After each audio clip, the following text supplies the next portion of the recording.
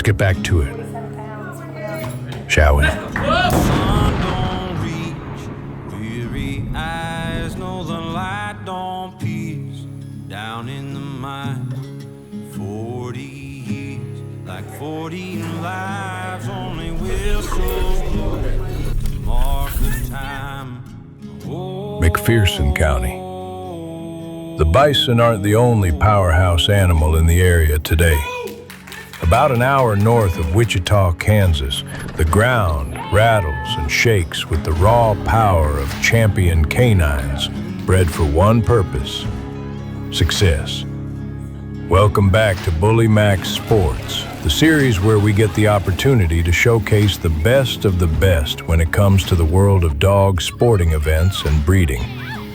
This weekend, we've been invited to document the Unified Pulling Federation's National Weight Pull and Triple Crown Championships.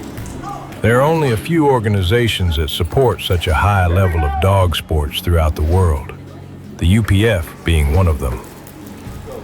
Let's hear more from the president himself, Brian Hosfelt, one of the founding members of the organization.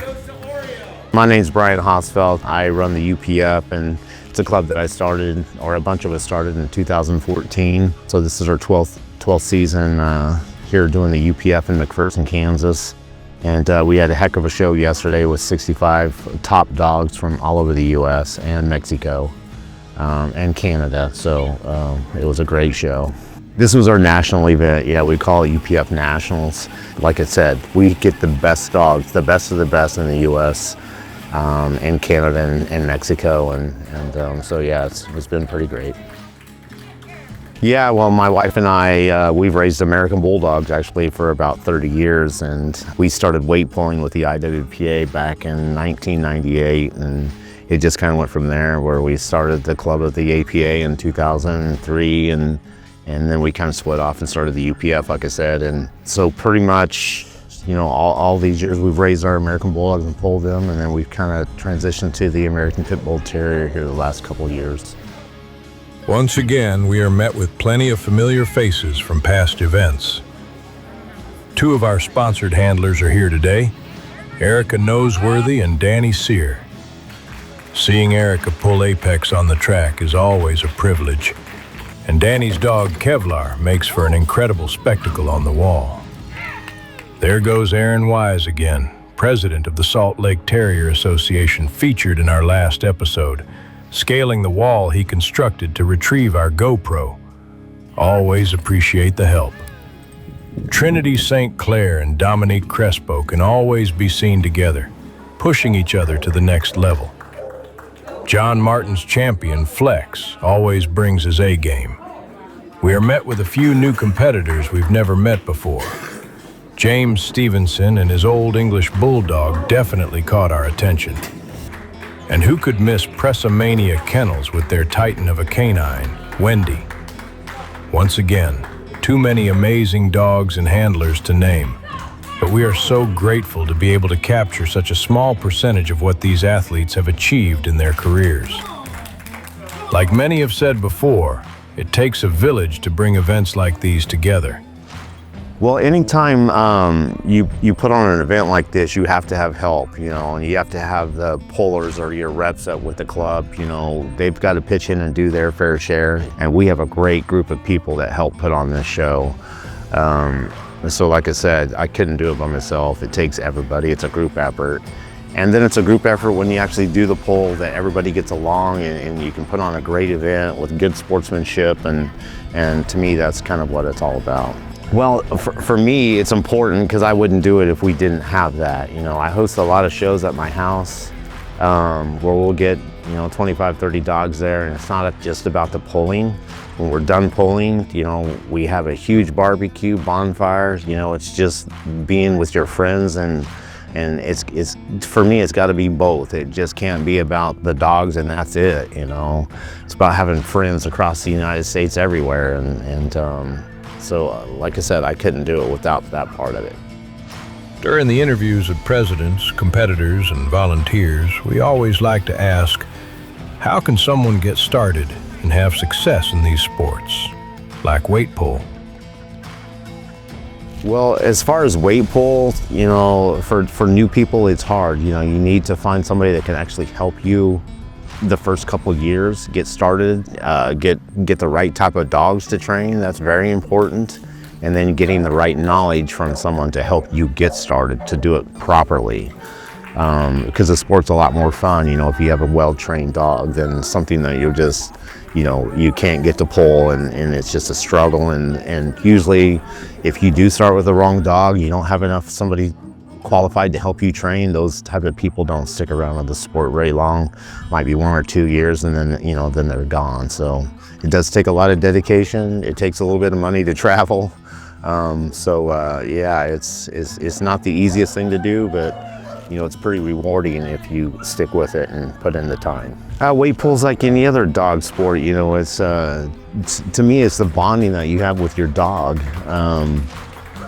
You know, you get to travel the country, you spend a lot of time in motels, and it's just, for like me, I'm like an ex-athlete, played football and ran track in college, and you get to compete and you're still doing that competitive thing. And if that's something that you need, which I kind of like to have that, you know, the dogs is just another way to do it. And the dogs love it, you know, they love traveling, they love the training part of this, and you know, so I really enjoy that part. So most of the clubs pull on rail systems. You know, there's a couple that use wheeled carts, but you know, we typically are just rail, you know, use a rail system.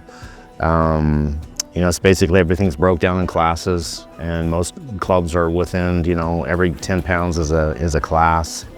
So you're pulling with that group of dogs, and you're pulling by percent, you know, that's how everything's determined. You know, you have some 4th and 5th place dogs that didn't get a trophy that, you know, they're great dogs, but the competition was so great that, you know, you have to be happy with taking 4th or 5th. Everyone has their own game plan for success. We asked one of our newest sponsored handlers, Emmanuel, owner of ADBA's Dog of the Year, his thoughts on training. First and foremost, you want to start a dog imprinting when they're younger. Sometimes the best time is when they're puppies, when they want to follow you, when they want to be with you, when they don't want to do anything else but do whatever you're doing. That's the best time to start imprinting weight pulling. And best thing to do is use food, no corrections, you know, light voices, happy voices. What I contribute to Kelly's success is dedication. It took a lot of hard work to get her here, a lot of man hours walking in the fields. She has, her mom and dad are 2 of the best dogs in the last decade. So all that plays a big role. And then I use max performance harnesses. The harness, the dog, the trainer, the man, we all make the dog. So much goes on behind the scenes while preparing for these events.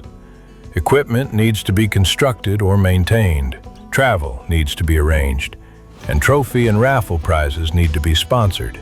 BullyMax is proud to be able to sponsor a few shows per year, providing custom-made bowls and BullyMax products for the raffles. Brian shared his thoughts on a successful event. If you can put on a great event with great awards, that brings the top pullers in from all over the country, and an environment where they feel comfortable and there's not a lot of issues, you know, and that everyone gets along and you know, they just feel comfortable to be able to pull their dogs. Well, folks, that'll do it for another BullyMax sports adventure. We want to thank Brian, the UPF, and all the amazing competitors from these events for allowing us to show off the incredible accomplishments that take place throughout the year. Be sure to catch Brian's new podcast, the Hoss Dog Weight Pull Podcast, where he shares his knowledge about the sports and takes you on the journey of training his new American Pit Bull Terrier puppy. On our next episode, we are back in the training facility at BullyMax for our second weight pull event. This time, Sun Wukong has a bit of competition, with Wendy, the Presa Canario, joining us all the way from Texas. Another can't-miss episode with more training, more determination, more community, and as always, more BullyMax sports.